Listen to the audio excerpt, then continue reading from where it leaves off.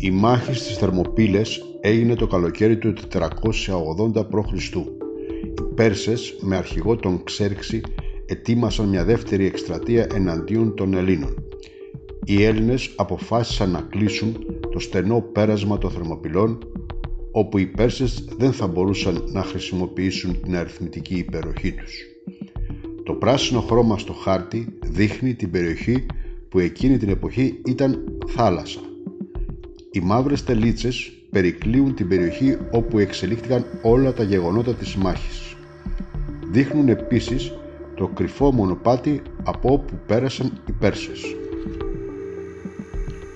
Οι Σπαρτιάτες με στρατηγό τον Λεωνίδα εφάρμοσαν το εξής στρατήγημα. Έβγαιναν στο ανοιχτότερο μέρος και όταν οι Πέρσες τους επιτίθονταν, αυτοί υποχωρούσαν στα στενά παρασύροντας και τους Πέρσες. Εκεί τους επετίθονταν και τους αποδεκάτιζαν.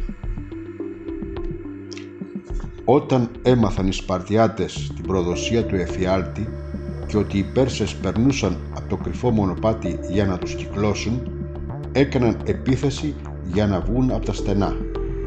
Σκότωσαν πολλούς Πέρσες, αλλά σκοτώθηκε ο Λεωνίδας και αναγκάστηκαν να υποχωρήσουν.